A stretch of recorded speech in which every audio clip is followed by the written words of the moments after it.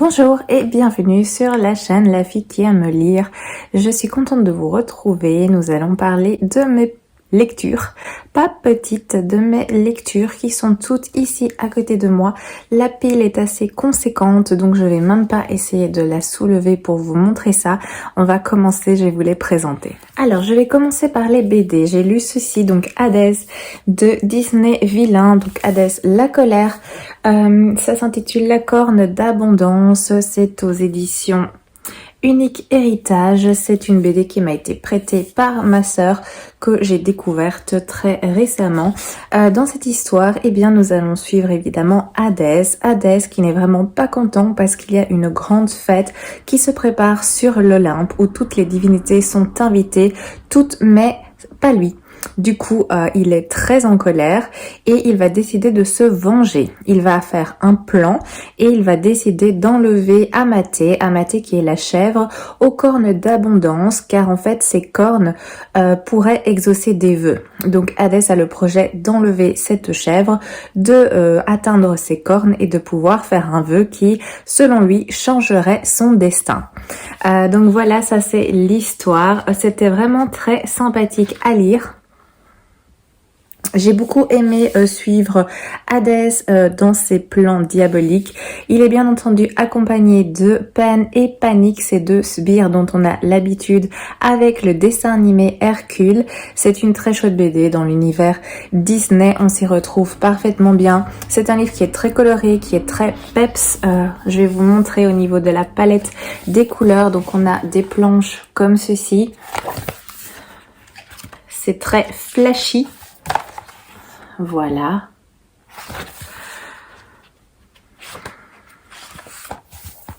Hop, des petites choses comme ceci. Cette histoire va nous plonger évidemment dans l'univers de la mythologie grecque. Ça nous apprend aussi des choses. C'est vraiment très bien fait, très intéressant parce qu'au début, par exemple, voilà, on a les personnages qui nous sont présentés. On a aussi un lexique qui nous donne des petites informations sur ce qu'est, par exemple, qui est Déméter, qui est Amalthée. On a le personnage de Zeus, on a le personnage de Hadès. Tout est bien expliqué. De l'autre côté, on nous explique ce qu'est la corne d'abondance, ce qu'est la gigantomachie, le fil de la vie, parce qu'il y a les moires qui vont intervenir dans cette histoire, le dodécathéon. Bref, il y a pas mal d'informations qui sont quand même très utiles, aussi bien pour les adultes que pour les enfants, parce qu'on ne sait pas toujours tout en étant adulte. Donc voilà, un petit plus dans cette BD que j'ai beaucoup apprécié. Je trouve que c'est une très chouette idée. Il y en a d'autres qui vont sortir d'après ce que j'ai compris, et j'ai hâte de découvrir au sujet de qui seront les suivants. Alors, j'ai également lu la suite de Scurry. Je vous ai parlé du premier tome que j'avais lu. Ici, j'ai pu continuer. J'ai lu le deuxième tome, donc Scurry, la forêt immergée. Et le troisième tome que j'ai reçu très récemment, parce que je l'ai reçu un peu en avance pour mon anniversaire, c'est La malédiction des ombres. Et du coup, j'ai eu envie de lire les deux pour terminer cette trilogie. Le premier tome, je l'avais vraiment beaucoup apprécié. Donc, je vais pas m'étaler sur ceci, vu que c'est deuxième et troisième tome, mais c'est vraiment des très belles BD qui sont à un prix très abordable pour la qualité que c'est, il faut quand même le signaler. Donc ici on a ce genre de dessins qui sont absolument magnifiques. On a des planches comme ceci avec les bords noirs. On est dans une ambiance un petit peu sombre dans cet univers, étant donné que c'est un univers post-apocalyptique, qui s'est passé quelque chose qui a détruit qui a en tout cas fort abîmé la planète. Les hommes, les êtres humains ont disparu et on va suivre un clan de petites souris, notamment le personnage de Scurry qui est cette petite souris rousse. Les rats en fait habitent dans une maison abandonnée et leurs ressources commencent à diminuer étant donné qu'ils sont assez nombreux bien entendu. Autour de cette maison rôdent les chats du quartier, donc c'est très dangereux pour les souris, et autour de ce quartier il y a une forêt où il y a des animaux apparemment encore plus dangereux, mais il faut trouver une solution pour avoir de la nourriture, donc il faut partir en reconnaissance pour essayer de trouver de la nourriture pour la colonie, et c'est Scurry qui qui est le héros de cette histoire, qui part souvent en éclaireur. Bref, c'est vraiment super bien fait. Ici, l'histoire continue, il se passe plein de choses, ça se lit tout seul, les BD sont vraiment magnifiques, donc je vous les conseille, c'est vraiment tout choupinou, enfin tout choupinou. Les dessins sont tout choupinou, l'histoire avec les souris c'est tout choupinou, mais il y a quand même des choses qui font un petit peu peur vu qu'il y a beaucoup de dangers qui guettent les petites souris. Je passe maintenant au manga. J'ai lu ces deux-ci, le premier et le second tome de L'Oiseau d'or du Kéniste, que j'ai beaucoup apprécié. C'est aux éditions Glénat, d'après ce que j'ai compris, il y a 4 tomes, donc à mon avis, je vais pas tarder pour pour obtenir les 3 et 4, comme ça je pourrais lire et terminer cette série que j'aime vraiment beaucoup. Donc dans cette histoire, on va suivre Léa qui est la fille d'un pasteur qui vit plus à la campagne, et elle écrit depuis toujours, depuis qu'elle est toute jeune. Elle écrit des histoires, elle écrit des romans, elle rêve de devenir écrivaine. Mais le souci, c'est qu'elle est sans cesse réfrénée dans son élan par les hommes de son entourage qui estiment que les femmes sont incapables d'écrire, tout simplement. Et à 19 ans, elle va décider d'envoyer son manuscrit dans le plus grand secret, bien sûr, à un éditeur qui se situe à Londres, et elle va l'envoyer sous un nom d'emprunt, un nom de plume d'homme, pour avoir plus de chances qu'il soit accepté. Et il va être accepté, donc sa vie va être chamboulée. Elle va devoir partir à Londres pour rencontrer cet éditeur, et elle va partir, mais elle va se déguiser en homme. Donc elle va prendre l'identité, elle va créer un personnage masculin pour se rendre à Londres, et elle va prendre donc le nom de Alan, et elle va partir là-bas. En gros, ça c'est l'histoire, et comme je vous l'ai dit, j'ai beaucoup apprécié ces 2 premiers tomes. C'est vraiment très très agréable. Léa, on va la suivre, elle va partir à Londres, et elle va réaliser vraiment son rêve, donc contre toute attente, parce que à cette époque c'était compliqué pour les femmes. Elle va réaliser son rêve de devenir écrivain, mais ça va pas être super simple pour elle, parce qu'elle va devoir se rendre à Londres. Elle va se faire un ami qui est écrivain lui aussi, ils vont vraiment bien s'entendre, mais elle a toujours le stress d'être démasquée, parce que elle prend des habits d'homme, elle camoufle aussi d'une façon intelligente ses cheveux, mais du coup il y a toujours cette peur d'être démasquée, que son secret soit dévoilé. Donc j'ai vraiment beaucoup apprécié le personnage de Léa. Elle est vraiment volontaire, elle est courageuse, elle a beaucoup d'ambition, elle sait qu'elle a du talent dans l'écriture, enfin en tout cas elle estime qu'elle en a, et elle a assez de volonté pour envoyer son manuscrit à Londres. Elle est assez intelligente pour se rendre compte qu'en tant que femme elle a aucune chance, donc elle a évidemment énormément travaillé sur son écriture.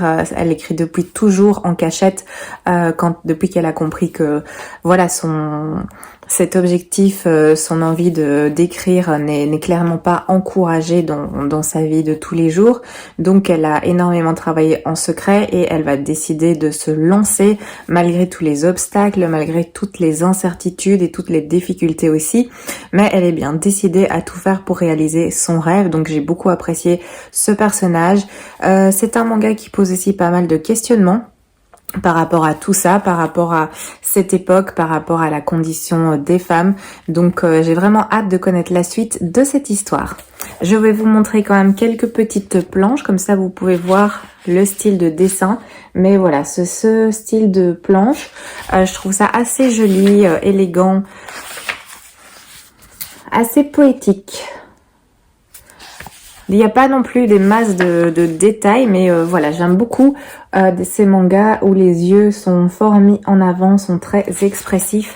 Donc voilà, il y a ces 2 petits mangas, premier et deuxième tome, que j'ai dévoré, et j'ai hâte de connaître la suite. J'ai également lu celui-ci, donc Descendre sur tes mains, de Nora Lake, aux éditions Hurlevent. Les très beaux livres des éditions Hurlevent. J'avais envie de découvrir cette lecture, c'est le 2e livre que je lis de cette maison d'édition. Ça se lit vraiment tout seul. Donc dans cette histoire, on va suivre une jeune fille. Donc l'histoire se déroule en Angleterre, fin du 19e siècle, et on va suivre Alice, qui est une jeune orpheline. qui va être recueilli par un mystérieux tuteur. Tout d'un coup, il va entrer en contact avec le pensionnat dans lequel elle vit et il va la ramener dans son manoir situé en plein cœur d'une forêt. C'est un manoir qui fait assez peur de prime abord et ce mystérieux tuteur, il s'appelle Monsieur Edwards. Alors, dès que Alice va arriver dans ce manoir, il règne une ambiance vraiment très étrange. Elle ressent quelque chose de vraiment très bizarre. Son tuteur, Monsieur Edwards, il a très peu de contact avec elle. Elle le voit quasiment jamais. Donc, elle est dans ce manoir quasiment tout le temps elle est tout le temps assez seule. Il y a les domestiques, mais bon, elle crée pas vraiment de lien jusqu'au moment où il y a une domestique qui va arriver pour s'occuper d'elle, pour être sa dame de compagnie. Et là, il y aura un lien vraiment fort qui va se créer entre elles deux. Mais voilà, sinon, Alice, elle est assez seule dans son coin et elle va remarquer des choses très très étranges dans ce manoir dont elle va pas oser parler. Elle va sentir une présence aussi qu'elle n'explique absolument pas et en plus son étrange tuteur, il a une apparence et une attitude vis-à-vis d'elle qui est des plus inhabituelles.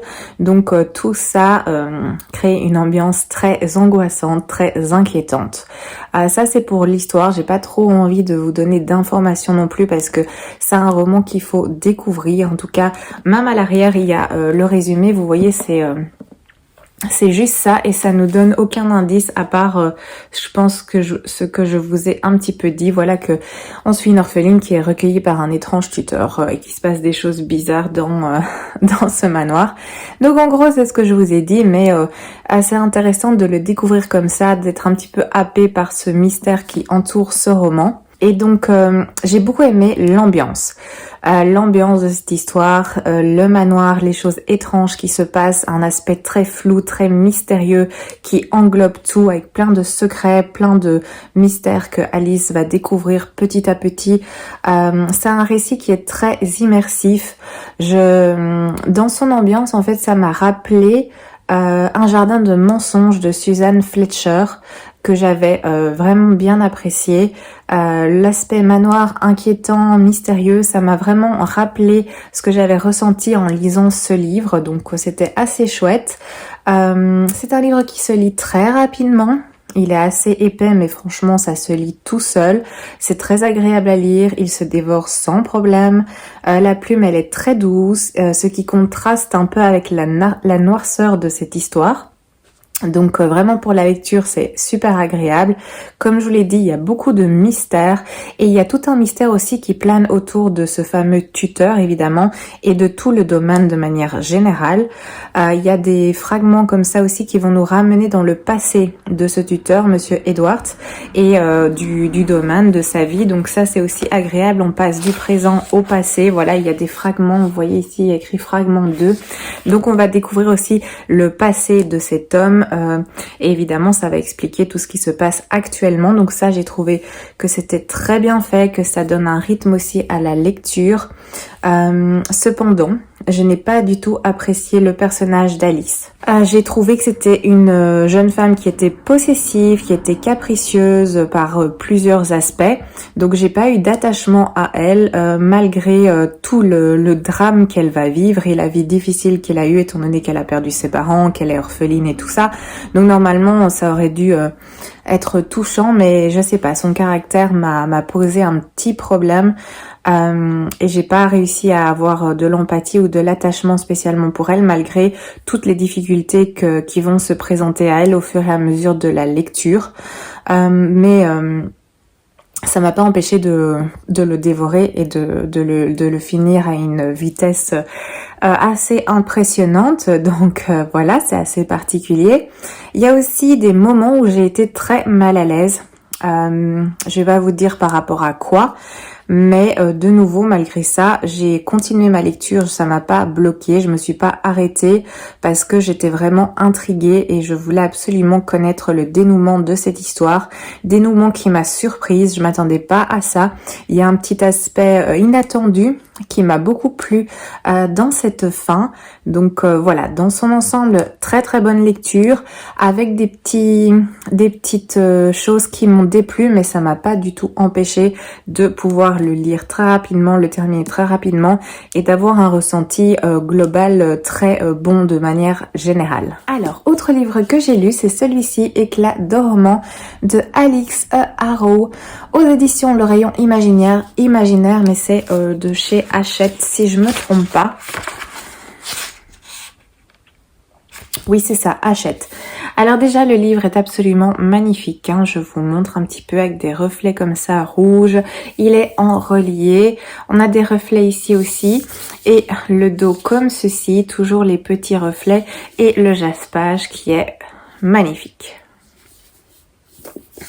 Avec même le petit ruban qui fait marque-page. Donc, très très beau livre. À l'intérieur, c'est ceci. Et à l'arrière également. Donc, voilà, déjà, la beauté du livre. Très très très très beau. Dans cette histoire, nous allons suivre Zinnia, qui est une jeune fille qui est atteinte d'une maladie. Et cette maladie va bientôt la tuer. Donc, elle sait très bien à quoi s'attendre. Il lui reste plus beaucoup de temps. Et le jour de son 21e anniversaire, elle va plonger dans un univers parallèle. Donc c'est assez particulier parce que Zinnia, c'est une jeune fille qui vit à notre époque apparemment, dans notre monde. Donc pas de magie, mais des téléphones portables. Et tout d'un coup, elle va plonger dans un univers parallèle. Et dans cet univers, elle va rencontrer une princesse maudite par une mauvaise fée. Et elle est condamnée à être piquée à un rouet et à plonger dans un sommeil très profond. Donc ça vous dit quelque chose, je suppose. Ça, c'est pour l'histoire. Le livre est pas très long, donc je vais pas non plus développer l'histoire énormément. Du coup, en fait, c'est parce que j'avais lu l'autre livre de cette autrice qui est Le Temps des sorcières, que j'avais vraiment beaucoup apprécié. J'ai découvert qu'elle avait écrit celui-ci, donc ça m'a intriguée, ça a piqué ma curiosité. Et en plus, comme c'est une revisite de contes, le conte de La Belle au Bois dormant, je pense que vous aviez deviné. Et comme j'aime beaucoup tout ce qui est revisite de contes de manière générale, ben, j'avais eu doublement envie de le découvrir, ce qui est même maintenant chose faite. Apparemment, ce sera un premier tome, étant donné que c'est intitulé Les contes fracturés. Et je pense qu'il y aura une suite, si j'ai bien compris. Donc, on est dans une réécriture de La Belle au Bois dormant. On apprend que Zinnia, le personnage principal, est une grande fan de ce conte, d'habitude, c'est pas un conte qui remporte de grands suffrages, mais elle adore ce conte-là. Et donc, c'est marrant qu'elle soit projetée dans un univers où elle va rencontrer en fait la princesse Aurore qui subit la malédiction de la sorcière. Mais c'est une écriture ici qui est une réécriture qui est très moderne, qui est très originale, qui est très différente aussi du conte classique. Donc, n'espérez pas retrouver les mêmes bases et tout ça, une histoire assez similaire que La Belle au Bois dormant, parce que ça change complètement, c'est vraiment très différent, c'est inspiré d'eux, mais ça part dans une direction tout à fait autre. Dans ce récit, on a Zinnia et le personnage d'Aurore qui sont en fait des héroïnes très fortes et très débrouillardes. Elles ont un destin assez similaire et tragique, étant donné qu'elles sont toutes les deux destinées à l'une mourir et l'autre à être plongée dans un sommeil pendant 100 ans. Et au lieu de, entre guillemets, pleurer sur leur sort et se résigner, eh bien, elles vont décider de tout faire pour changer justement ce destin, un destin qui leur est imposé, mais elles ont décidé de pas rester passives et de pas rester victimes de ce destin. Du coup, très intéressant, thématique très intéressante également. Le seul petit souci peut-être, ce serait que comme il est très fin, j'aurais apprécié avoir davantage de développement, plus de pages dans cette histoire, ne m'aurait vraiment pas dérangé, un peu plus d'approfondissement pour certains petits éléments auraient été assez agréables. Il faut savoir que le livre fait, je vais vous montrer, en fait, il fait 189 pages, donc il fait ceci, vous voyez. Et ici, il y a encore tout ça de pages et c'est pas du tout l'histoire. Donc, on a les remerciements, bien entendu. Et ensuite, on a des passages. Ah voilà, j'avais bien, oui, effectivement, le deuxième tome de la série Les Contes Fracturés sortira en octobre 2023, il est indiqué.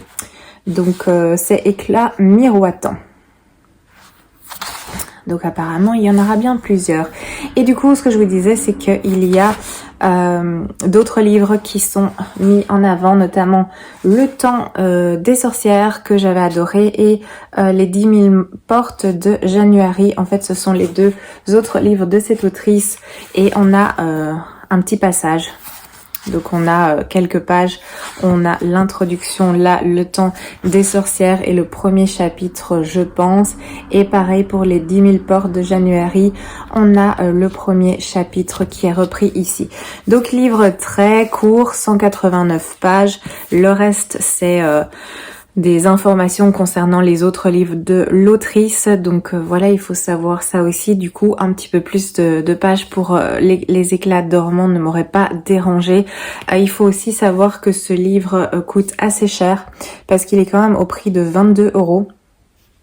Donc il est magnifique, hein, il est très beau, il y a du jaspage et tout, il est en relié avec des reflets, mais quand même je trouve que c'est assez cher vu que on peut aussi avoir un livre relié pour peut-être 24-25 €, mais en tout cas on a beaucoup plus de pages, c'est des livres qui ont plus autour de 400 pages sans souci, donc voilà, il y a cet aspect aussi. Mais je suis contente de l'avoir découvert parce que c'était un bon moment de lecture. C'était une lecture assez intéressante.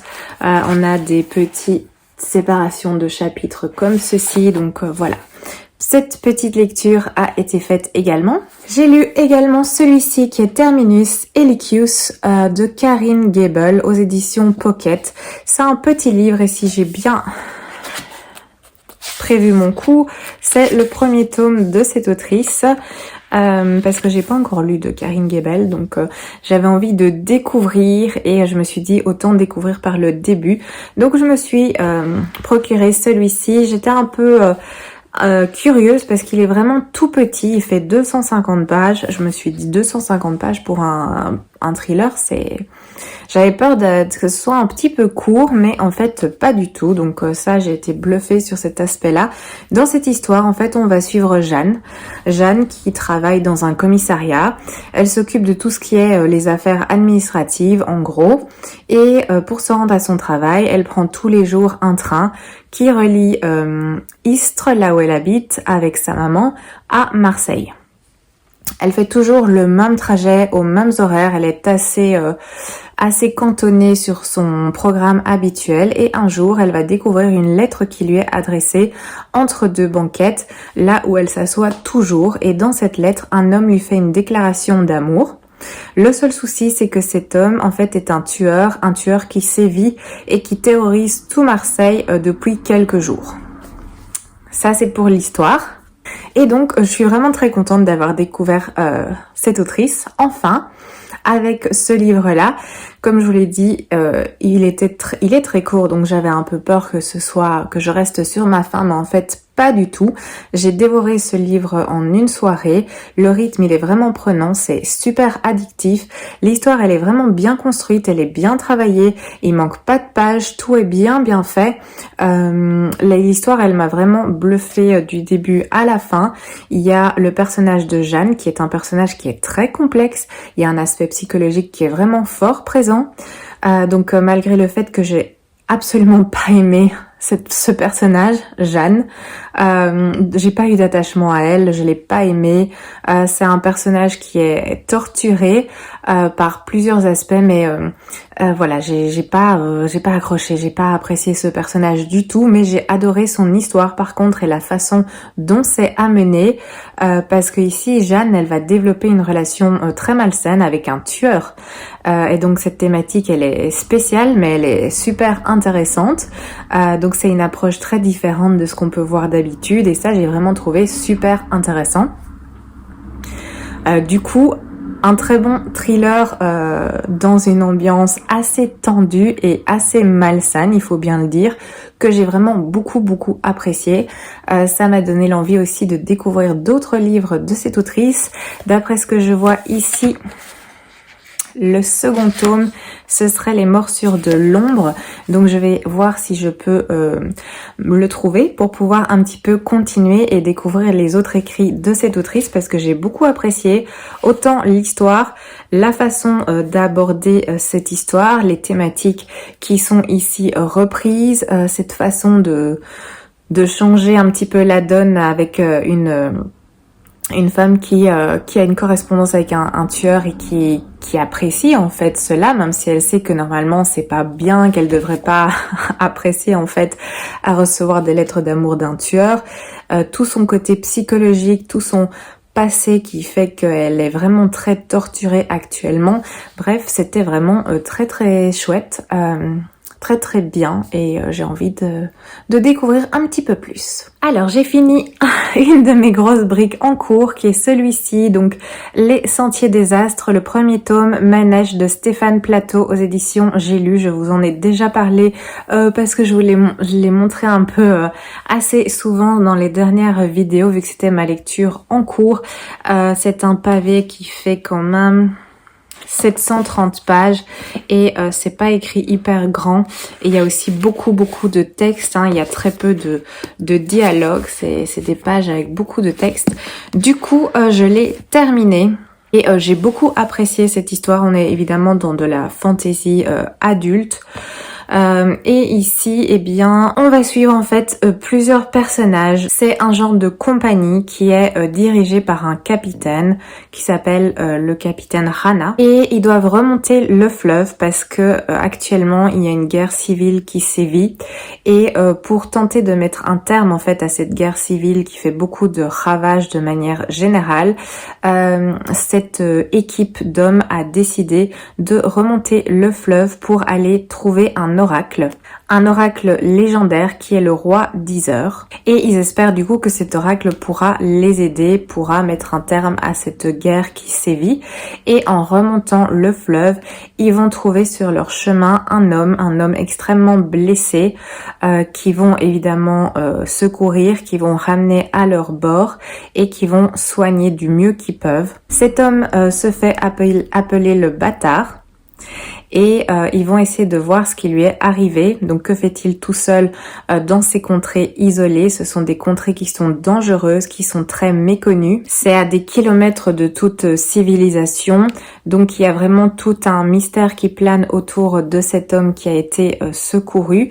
Et cet homme, donc le bâtard, va accepter de raconter son histoire. Et il va commencer vraiment au tout début. Parce qu'en fait cet homme, on va découvrir que c'est pas un être humain comme tout le monde, parce qu'en fait c'est le fils d'un immortel, d'un géant immortel, et donc c'est un fils faé dans un certain sens, et du coup il va raconter tout son récit à ces hommes qui l'ont secouru, et on va suivre justement l'histoire de ce bâtard. J'ai beaucoup apprécié. Par contre, c'est très introductif, c'est très lent. Il faut s'accrocher, il faut aimer ce genre d'histoire, ce genre de fantaisie où on est au début dans quelque chose de très contemplatif, très lent. Ici, le bâtard, donc Manège, il va nous raconter son histoire à partir du moment où bébé il a été déposé aux portes d'un château. Le seigneur et la dame qui vont le recueillir, qui vont le traiter comme leur propre fils. Il va grandir, il y aura toute son enfance. On va vraiment prendre son temps pour conter toute cette histoire. Ça s'accélère un petit peu vers les pages 500. Mais ça veut dire qu'il faut quand même lire 500 pages assez lentes, qui prennent leur temps, qui placent un décor. Donc voilà, il faut apprécier ce style aussi. Si vous, au niveau de la fantaisie, vous n'êtes pas habitué ou vous avez envie d'un truc qui bouge, qui avance vite, je pense pas que ça pourra vous convenir. Par contre, c'est de la très très bonne fantaisie adulte. J'ai beaucoup apprécié. C'est vraiment très bien fait aussi. On a un aspect aussi magie avec des êtres immortels, des divinités comme ça qui parcourent encore la terre. On va en apprendre beaucoup sur cet homme qui a été secouru, manège sur son objectif, sur qu'est-ce qu'il faisait là. Il y a des surprises aussi, il y a beaucoup de retournements de situation. Il se passe énormément de choses à la fin en tout cas de cette histoire qui laisse présager un second tome où là il y aura peut-être un peu plus de choses qui s'installeront, un peu plus d'action à ce niveau-là. Donc j'ai vraiment hâte de poursuivre et de lire la suite, mais moi j'ai beaucoup apprécié, mais sans doute que ça ne plaira pas à tout le monde. Mais si vous êtes familier avec de la fantasy adulte, bien construite, bien faite, qui prend son temps pour poser son cadre, son univers, ses bases, et bien celle-ci pourrait à mon avis bien vous convenir. En tout cas moi elle m'a beaucoup plu, j'ai beaucoup aimé cette écriture aussi qui décrit parfaitement en fait les lieux où on se trouve dans cette histoire, ce qui se passe. C'est bien décrit, il y a pas mal de descriptions aussi par moment, mais c'est extrêmement bien fait, donc moi ça m'a pas semblé lourd à ce niveau-là. J'ai hâte de découvrir la suite. Je pense qu'il y a 4 ou 5 tomes, peut-être 4 qui sont sortis en poche et un 5e pas encore, quelque chose comme ça, mais j'ai vraiment hâte de découvrir cette histoire qui semble vraiment très prometteur. Du coup vu que le premier tome, voilà, où c'est plus introductif, à mon avis dans le second tome, là on se lancera vraiment bien dans l'histoire et ça ne peut être que encore meilleur que celui-ci. Alors j'ai terminé celui-ci qui est l'Assassin Royal, le premier tome de Robin Hobb. C'est les nouvelles éditions, j'ai lu ici. Je l'ai lu en audio. En fait je l'ai lu en livre il y a plusieurs années. Vraiment plusieurs années, et j'avais envie de continuer cette saga, mais étant donné que le premier tome avait été lu il y a super longtemps, il y a plusieurs années, j'avais un peu peur que tout soit pas bien frais dans ma tête pour pouvoir continuer la suite et bien comprendre le second tome. Du coup j'ai fait cette lecture en audio, je l'ai fait sur YouTube parce que l'audio est disponible gratuitement. Donc je me suis dit parfait, bon plan. Je viens juste de terminer cette lecture audio. C'est aussi un joli pavé qui fait 500 pages où c'est également écrit super petit et bien condensé. Mais c'est une lecture que j'ai beaucoup appréciée. J'avais beaucoup apprécié la lire en livre, et là j'ai apprécié l'écouter pour me rafraîchir un petit peu l'esprit et bien pouvoir continuer sur des bases nettes et précises dans ma tête. Alors dans cette histoire, on est dans le royaume des 6 duchés. On a une royauté qui est mise en place où les personnages portent des noms qui caractérisent ceux qui sont. Donc par exemple le roi il s'appelle Subtil et il est subtil. Ça vous étonne. Il y a d'autres personnages aussi. Ici on va voir le personnage de Chevalerie, donc qui est un prince qui est amené à régner normalement. Le souci c'est que il va renoncer à devenir roi parce que un jour au château on va ramener un petit garçon de 6 ans, quelque chose comme ça, qui est en fait son fils, mais du coup c'est un bâtard étant donné que Chevalerie il est marié à une dame, une princesse qui n'arrive pas à avoir d'enfant. Donc Chevalerie a eu un enfant hors mariage qui est ce petit garçon. Sa famille, donc sa famille maternelle a pris soin de lui pendant des années. Et du coup maintenant ils estiment que c'est au père de faire le nécessaire et de prendre la suite. Donc Chevalerie, étant donné que il a un aspect d'honneur, etc. Fort marqué, il estime du coup qu'il n'est pas apte à se présenter comme successeur et devenir roi. Donc il se retire de ce rôle et il quitte en fait le palais pour se mettre un petit peu au vert, et on va suivre ce petit garçon qui s'appelle Fitz, en tout cas qu'on va appeler Fitz parce qu'on l'appelait le bâtard, ce qui est pas très pratique comme prénom. Bref, il va entrer au château On ne sait pas trop quoi faire de lui, ni le roi subtil. Chevalerie, il a 2 frères, l'un qui s'appelle Vérité et l'autre qui s'appelle Royal. Donc on va le confier à un homme, à l'homme qui s'occupe en fait des chevaux et des chiens. Cet homme travaillait pour Chevalerie et il était très attaché à Chevalerie, donc c'est lui qui va s'occuper de Fitz et il va avoir un destin particulier parce qu'en fait, comme l'indique le titre, le roi subtil va décider de le former à devenir un assassin qui travaillerait évidemment pour lui et pour le royaume des 6 duchés. Voilà pour l'histoire en gros, parce qu'il se passe énormément de choses. On est également ici dans la fantasy adulte, très bien écrite également. Robin Hobb, c'est un peu une pointure dans le domaine. C'est vraiment très bien fait. On est accroché à cette histoire malgré la densité du livre. Il y a beaucoup de choses parce qu'en fait les 6 duchés, ils sont menacés par des pirates. Il y a aussi un aspect magique qui est appelé l'art, que tout le monde ne peut pas développer. On a aussi un aspect que Fitz va développer en fait au contact des animaux, mais c'est un talent qui est qui est extrêmement mal vu. Donc il y a aussi un aspect comme ça, un petit peu magique dans cette histoire. Il se passe vraiment beaucoup de choses. On suit l'évolution de Fitz, on suit les dangers aussi qu'il y a à la cour, les intrigues politiques, les intrigues de pouvoir. C'est extrêmement bien fait. Il y a énormément de choses. Je vous conseille aussi cette saga, même si je pense que la plupart d'entre vous la connaissent et l'ont sans doute peut-être déjà lu dans son entièreté, je ne sais pas. En tout cas, moi, je vais continuer parce que j'ai vraiment apprécié. J'ai les autres tomes, je crois que j'ai du tome 1 à 4 ou 5 je pense, donc j'ai de quoi faire. Je vais continuer parce que c'était vraiment très agréable de se replonger dans cette lecture. J'ai beaucoup apprécié retrouver Fitz, retrouver tout cet univers qui est vraiment très bien construit, qui est très bien amené. C'est un plaisir de se plonger dans cette histoire. Du coup, je vais continuer sur ma lancée. Dernière chose que j'ai lue, mais pas des moindres, parce que c'est celui-ci, La fiancée du dieu de la mer. C'est écrit par Axio et on est aux éditions Lumen. Alors la couverture aussi absolument magnifique, vraiment très belle. C'est un achat que j'ai fait il y a pas longtemps et j'ai eu envie de le commencer directement, donc je l'ai acheté et le soir ou le lendemain je l'ai commencé parce que j'avais vraiment hâte de découvrir cette histoire. Un livre qui fait plus ou moins 400 pages, c'est aux éditions Lumen, donc au niveau du livre c'est très aéré, c'est très agréable à lire.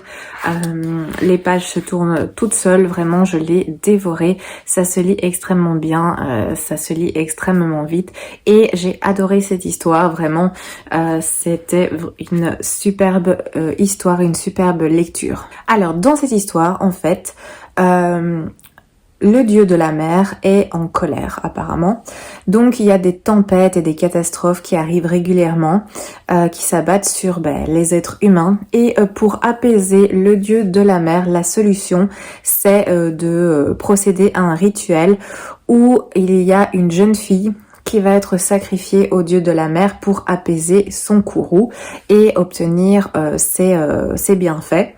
Et cette année-ci, la jeune fille en question, c'est une jeune fille qui habite dans un petit village qui s'appelle Cheon Shim. 1000 excuses pour ma prononciation. C'est la jeune fille qui est la plus jolie fille du village. En général, c'est comme ça qu'on les sélectionne. Soit elles sont les plus jolies, soit elles sont les plus talentueuses à un art quelconque. Cette jeune fille, elle se prépare à être sacrifiée au dieu de la mer. Le seul souci, c'est qu'en fait, elle est amoureuse du frère de notre héroïne, qui s'appelle Mina. C'est plus facile à prononcer.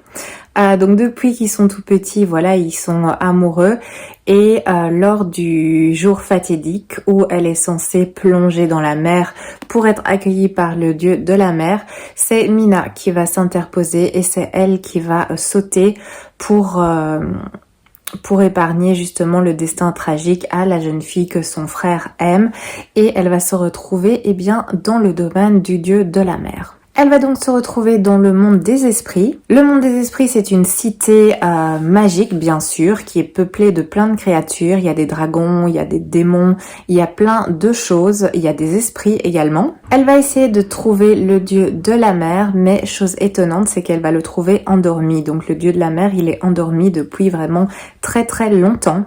Et du coup, son objectif, ça va être d'essayer de réveiller ce dieu de la mer afin qu'il arrête, qu'il mette un terme justement à tous les tourments, les tempêtes, etc., les inondations qui font souffrir les hommes. Et pour cela, elle va être aidée, enfin en tout cas, elle va être accompagnée par d'autres personnages qui sont notamment le personnage de Shin, qui est un jeune homme qui protège de toutes ses forces le dieu de la mer. Donc maintenant, sa quête, une fois qu'elle sera là, ce sera de réveiller ce dieu de la mer, parce qu'en plus, en étant arrivée dans le monde des esprits, elle a seulement 30 jours, parce que passé ces 30 jours, eh bien, elle deviendra un esprit elle-même, parce que le corps ne supporte pas.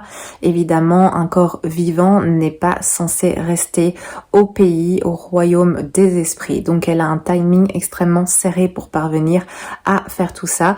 Son but à elle, c'est vraiment de soulager son peuple pour éviter que les humains aient de nouveau des drames liés aux tempêtes et autres. Et donc on va suivre Mina dans toute cette quête. J'en dis pas plus pour l'histoire. Je vous déconseille même de lire le résumé qui est à l'arrière, parce que vous savez bien, en général aux éditions Lumen, il y a beaucoup d'informations qui sont données, parfois peut-être un petit peu trop. C'est une synthèse qui est vraiment très complète, du coup ça gâche parfois un petit peu la surprise, mais je peux vous dire que j'ai adoré cette histoire, c'est super bien fait. J'ai adoré suivre Mina, c'était vraiment très très chouette, très très agréable, une jeune fille très courageuse. Il y a beaucoup d'éléments dans cette histoire. C'est un livre qui fait que 400 pages, j'ai envie de dire, mais c'est super bien construit. Il y a énormément de choses, il y a énormément d'actions aussi. On va découvrir d'autres divinités qui sont dans le monde des esprits. On va en apprendre plus sur cet univers que j'ai beaucoup apprécié, que plus j'ai adoré cet univers. L'ambiance aussi de ce roman. Il y aura des surprises parce qu'il y a aussi toute une histoire par rapport au fil du destin. Je vous en dis pas plus, mais il y aura des surprises également à ce niveau-là. À la fin, grosse révélation que j'avais même pas vu venir. C'était vraiment top. J'ai adoré cette histoire. Je vous le recommande si vous avez envie d'avoir une histoire un petit peu conte comme ça, asiatique. Foncez vers celui-là. C'est super bien écrit. C'est très très bien construit et on s'ennuie pas un seul instant. Nous y sommes arrivés. Voici pour mes lectures faites cette semaine. Vous avez pu le voir. J'ai lu pas mal de choses, mais c'était des lectures qui étaient vraiment bonnes dans leur ensemble. Donc par exemple celui dont je viens de vous parler, celui-ci je l'ai lu en même pas 2 soirées. Donc du coup ça passe vite. Pareil pour descendre sur tes mains. L'ambiance fait que ça se lit super vite. Là aussi en une après-midi et un début de soirée c'était lu. Donc du coup ça va assez vite au niveau du rythme de lecture. Je suis à présent dans d'autres livres, je vais vous montrer ça. Alors, je suis toujours dans celui-ci, Le Fléau de Stephen King, dans les éditions Le Livre de Poche. Je suis plus ou moins à la moitié. Oui, j'avais ces 2 briques en cours, il y avait Le Sentier des Astres et Le Fléau, mais étant donné que j'ai mis la priorité sur Le Sentier des Astres et que j'ai pu le finir, du coup, j'ai un petit peu moins avancé dans celui-ci, mais je continue mon petit bonhomme de chemin parce que j'aime vraiment bien. J'arrive, je sais pas, c'est peut-être oui à plus ou moins la moitié, puis il y aura le second tome qui m'attend. Là il commence à se passer un petit peu plus de choses, hein. Vraiment il y a des choses qui bougent, il y a des choses qui se mettent en place. Je suis à la page 325, donc voilà, je continue sur celui-ci. Alors j'ai également commencé celui-ci qui est Pandore de Suzanne Stokes Chapman aux éditions Michel Lafon. Le livre est absolument magnifique, regardez-moi ça, il y a plein de détails en plus. Il est vraiment très très beau, il est en tout doux au niveau du toucher. J'arrive à la moitié aussi dans celui-ci, tranquillement.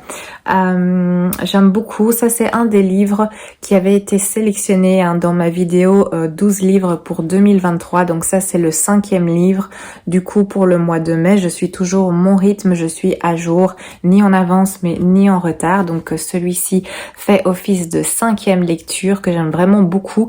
Pour l'instant, je vous en parlerai un petit peu plus la semaine prochaine parce qu'il sera terminé sans souci, parce que j'apprécie beaucoup aussi l'ambiance de cette lecture. Et enfin, j'ai commencé celui-ci, un Lucinda Riley, mon premier Lucinda Riley, enfin, j'ai envie de dire, parce que j'en ai plein d'elles dans ma palle et j'avais encore jamais passé le cap de les lire. J'ai choisi La Chambre aux papillons aux éditions Charleston Poche parce que je trouve que la couverture fait assez printanière, donc je me suis sélectionné celui-ci. J'ai lu le prologue qui est quand même assez long étant donné que je suis à la page 49, qui est le premier chapitre. Voilà, je vais pas trop vous en parler. C'est un livre qui fait 630 pages et c'est quand même écrit assez petit. Je sais pas si vous vous rendez bien compte, mais ça se lit fluide. En tout cas, j'ai lu le prologue hier soir avant d'aller dormir. Il fait quand même 50 pages et j'ai bien apprécié ces premières 50 pages. Ça m'a intriguée et j'ai un peu hâte de découvrir plus. Et évidemment, à l'arrière, il y a une petite annonce absolument enchanteur. Préparez-vous à être intrigué, ému aux larmes et transporté. Du coup, je m'attends à tout ça dans cette lecture. C'est apparemment une captivante fresque multigénérationnelle combinant personnages inoubliables et secrets déchirants comme Lucinda Riley en a fait sa spécialité. Voilà, donc je vais aussi avancer dans celui-ci qui me plaît et qui m'intrigue beaucoup pour le moment. Donc je vous en dirai un petit peu plus la semaine prochaine. Et voilà, on a fait le tour. Je vous remercie d'avoir regardé, bien entendu. J'espère que ça vous a plu, bien évidemment. N'hésitez pas à me laisser des petits commentaires pour discuter lecture, ou si vous n'avez pas envie ou vous avez rien à dire, il n'y a pas de souci. Vous pouvez aussi me laisser des petits emojis, des petits emojis comme vous voulez, papillon par exemple, vu qu'on a parlé du livre de Lucinda Riley, La Chambre aux papillons.